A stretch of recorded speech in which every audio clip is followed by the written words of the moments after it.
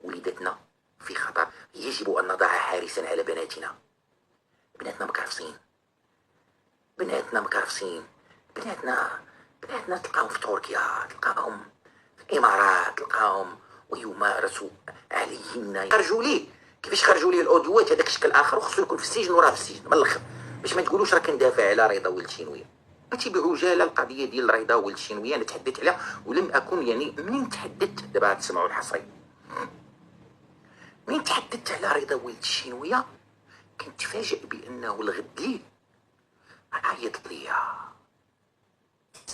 السي رضا لاباس بخير كي داير شنو، وانايا ومؤامره والى غير ذلك. نطلق لكم شنو تقال بالضبط. قلت له ودي باش نمشي معاك من الاول، الا قلتي لي هذيك المكالمه فيك غير سير بحالك من الاخر، عاقول لي شنو طاري.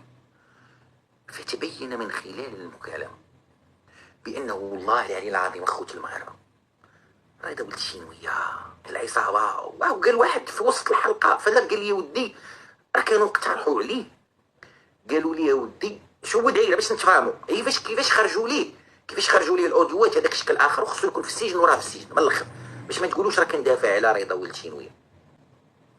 قال لك ودي تقترح عليه، غتسمعوا هادشي، تقترح عليه باش يشهد ويبرأ باطمه الى غير ذلك، وقفه ديال الحبس ديالو راه مضمونه والى غير ذلك، خصو غير يشهد في الاخرى. هاد الهضره انا الموضوع ديال باطمه انتهيت منه من الاخر، هادشي انتهيت منه. ولكن واقع الحال تيقول بان المغرب ديالنا في خطر، وليدتنا في خطر. يجب ان نضع حارسا على بناتنا. بناتنا مكرفسين، بناتنا تلقاهم في تركيا، تلقاهم في الامارات، تلقاهم ويمارسوا عليهن يعني شتى انواع الهدف، العبوديه، يتم اجهاضهن، يتم وهذا الرضا ولد الشينويه. ما تجيش تقول لي يا خويا انا بريء وانا ما كندير والو، انت دير 6 كيلو ديال داب، انت قواد من الاخر. خليكم في الحوار الذي دار بيني وبين رضا ولد الشينويه. غادي نغمو تسمعوا شنو قال، وانتم لكم التعليق. غادي نقول بانها مؤامره. قلت لهم انا ما نقولهاش، انا قال لك لا تبيع الغرج وحنا نقطوا لك بمسؤوليتك ديال قفتك تحت وبنخرجوك، ولكن طلع الضوء في سائده وتقول بانها مؤامره. قلت لهم انا ما نقولهاش، انا ما عمريش في الدنيا باطمه، انا كنت ندافع على نفسي. دنيا باطمه بيني وبين الخير والإحسان، ناض القوات ديال الصومالي. البارح عيطت لي قابيل، السلام عليكم. وعليكم السلام، كي داير ريتا، اخبارك لاباس عليك؟ قلت لي بخير. كانت اخويا الصومالي انا لايف غنسالي لايف ونتصل بك باش عند السيده كان علاش القحبه تمو يقول لي انا لايف. انا الصومالي شكون كيتعاهدوا بيا وكيهضروا بيا كان معايا شويه. ملي ما جاوبتوش قلت يا خويا تسمح لي سالي على اللايف مع الناس، تنوجه واحد المغالطات في اللايف وينوض يضرب فيا. راه قواد، راه فاعل، وانا خويا اللي قواد واش غيبقى في المغرب ما غيهربش؟ واش اللي قواد عنده التجاره خويا تحفه في البصر؟ واش ما غيخافش على راسو؟ واش انا قواد؟ فين هو الناس اللي بهم الامر؟ فين هما الضحايا اللي قوتهم على اللي كيقولوا هما؟ علاش الضحايا ما جاوش؟ انا خويا لا دراري صغار ولا مهتانون ياك؟ ولا بغيت ربي يعطيني شي كسيده رمي البارح انت ولد كلينيك. راه انا خويا راه كنت نعسى نقرا ما عندي لا حليب لا رحيم، الناس شافوني شريت ووليت بخير، بغاو يقتلوني خويا. وانا تحت قسما بالله وتنقول لك ما طلبين سيهم صغار تعطيني 3 ما تلقاني انا ميت صافي عيت. لا يجيك. شوف دوز 3 ايام غادي تلقاني ميت وما عندي لا. وانت عاموت اخويا، بيني وبينك تعامل باش تكون هاد المكالمه. قبل كنت غادي نخرج، غادي نمشي للمطار، عيط انا مؤامره ديال باطمه، ما بغيتش نشهد. قالوا لي غنهزوا لك فوق. هاد الهضره ما كتدخل ليا لا من هنا ولا من هنا. انا الهضره اللي داخله ليا انا ما تقولش لي مؤامره، لا ما بان لي لا مؤامره السي رضا لا والو. بانت لي الامارات تما، بانت لي التقواديت على حقها وطريقها، على انت خويا باش كنتي كتشد البنات ودير لهم الاجهاض وما واقفين، تتنزل الدري بزز منه بزز منه. تكرفصتي على بنات في الامارات، تكرفصتي على بنات على هذا واد. واخا بكى عليا اخواني اخواتي دوزتها. هي تتسمع، خصك تسمع مين يعيط لك شي واحد، خاصك هادو مجموعه ديال هادو تكرفصوا على المغرب وتكرفصوا على المغربيات وعطوا واحد الصوره مشوهه للمغرب، واحد الصوره مشوهه للمغرب. وليتي يا عباد الله فوق ما قدر كتلقاها ولد شينويه. هذيك هي مسطار، هذيك هي مسطار. يجب ان تلتحق بهذا فين ما كان شي تافه جد باباه الكلب والخطير هو انهم تيعيطوا لك. علاش معيط ليا؟ كيقول لي شوف اخي تحفه، يدوي كل شيء ما تدويش غير انت. انا ما فهمتش، يدوي كل شيء انت ما تدويش. ها العار انت ما ها العار كل شيء خليه يدوي انت مش كل شيء يدوي انا ما ندويش. رباعه ديال القواده، رباعه. وبيني وبينكم نكون باش نكونوا واضحين، الدوله تتحمل المسؤوليه كامله في هادشي. انا ما يجيش هاد ولد ريضه ولد شينويه يطلق عليه دموع التماسيح، ما يجيش يطلق عليه دوم منتقم. انت تكرفصتي على الدراري، تكرفصتي على البنات، عطيتي واحد الصوره. انا نعاود نقول الدوله هاد الناس هادو كان عليهم شحال هادي تحبسهم، تحبسهم، ما تخليهمش تيكبروا، ما تخليهمش تيكبروا. تيكبروا تيولي يدير لك القوق. واش دولة عباد الله ديال التاريخ، ديال العلم، ديال الاولياء، ديال اول جامعة في العالم ديال تلقاو فيها اللي متصدر المشهد الاعلامي الرضا ولد الشينوية، هوية مستار، الزروالي. وهذا في سيدي عدي انا ما عمرني ما شفت شي دولة كيطلع تستباح الاعراض، تستباح الاعراض على عينك ابن عدي، تستباح وحتى واحد ما كيتحرك. هادشي راه ما خصوش شكايه، راه النيابه العامه خصها تتحرك بلا شكايه. شكون اللي دسر هادو؟ الدوله اللي دسرت هادو. هما اللي دسروهم. كنشوفوا مؤثرين ديال الخرا ديال البعر دخلوا حتى الشاشات ديال التلفزيون، الشاشات ديال التلفزيون. كنجي كنتفرج كنلقى رضا ولد الشينويه القواد معروض الكالات ومعروض لهذا، وكينزل من الطوموبيل معاه 4 5 ديال البادي جاردز. علاش؟ شنو دار؟ شنو الانجاز اللي دار هذا رضا ولد الشينويه؟ هذا رضا ولد الشينويه شنو دار؟ كتلقى معاه 5 وغادي معاه 6 هو داخل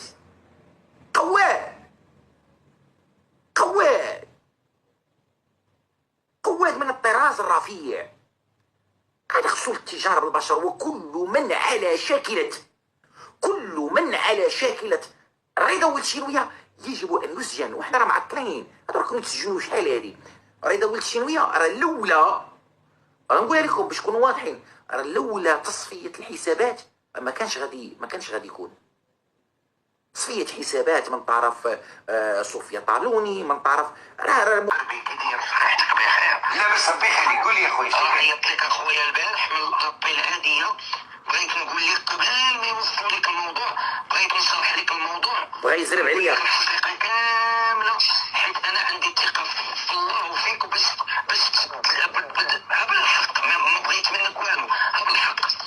دابا هاد الناس هاد القوماله بينهم وبينها بروبليم، هي وهذاك المغربي ببرلين والزروالي. اوكي ياك نايضين كيسبوا فيه. قال لك عندي واحد ديال التقوى غادي تعدي هادي قلت لهم انا مستعد. واش اخويا تحفه اللي تيكون ديال التقوى دي كيطلع على منابر صحابيه وتقول لهم انا مستعد من هذا المنبر الى عندي. لا كيطلع عندنا في المغرب كلشي مقلوب. اللي داير تقوادي حتى هو كيطلع في الاعلام، حتى هو كيجيب. والدليل هو انت سير. وعندي شي واحد ديال قوتهم يمشيو يديروا بيا شكايه وانا ضد المأموريه وعلى في بلادي المغرب اللي بغى يديني الحبس يديني. وهذاك الصوت ديالك، هذاك الاوديو ديالك، شوف باش نكون واضح معاك، هذاك الصوت دايرين تقليد الصوت فيه مناش من ناحيه بانني انا هذيك المكالمه كانت بيني وبين قانوني في 2022. هذاك طالوني اللي كنتي كدوي معاه. هي ناضهم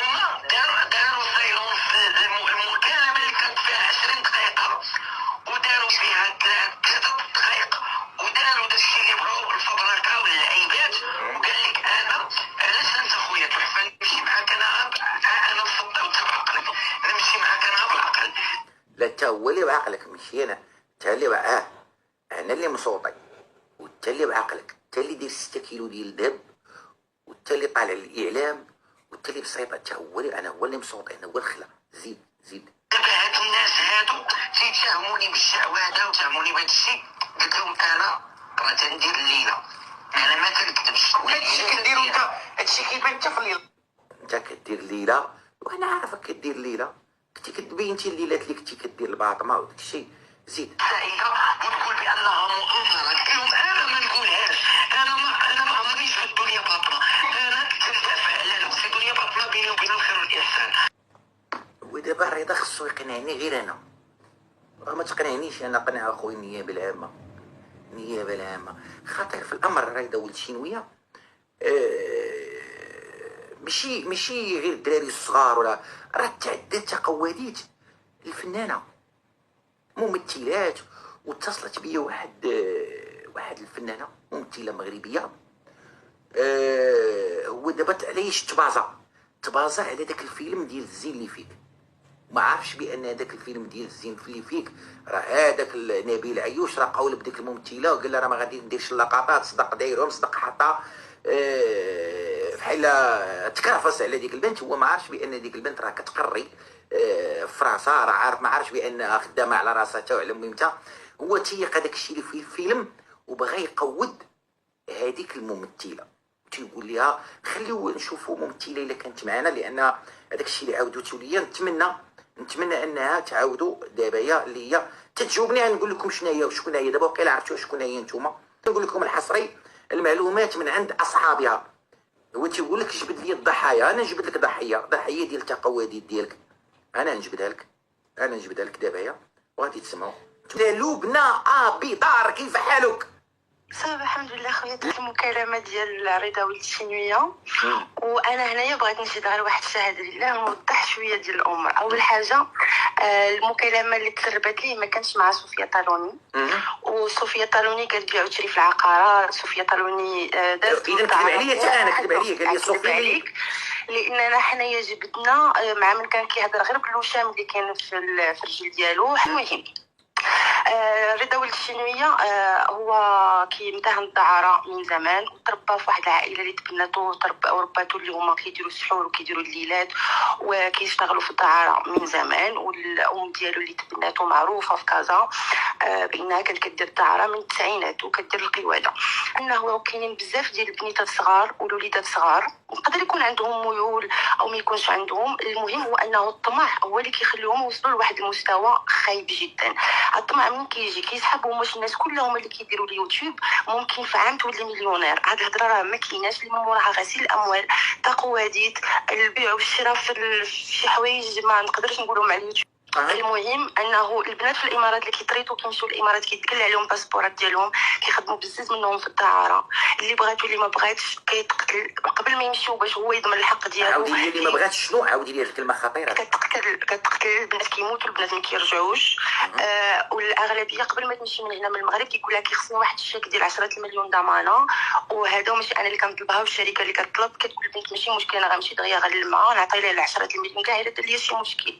كتبقى البنت مسكينه كتوصل تما ما كتلقاش الخدمه اللي قال لها، كتلقى الدعاره وكتكون مجبره. وكاينين الاف الحالات.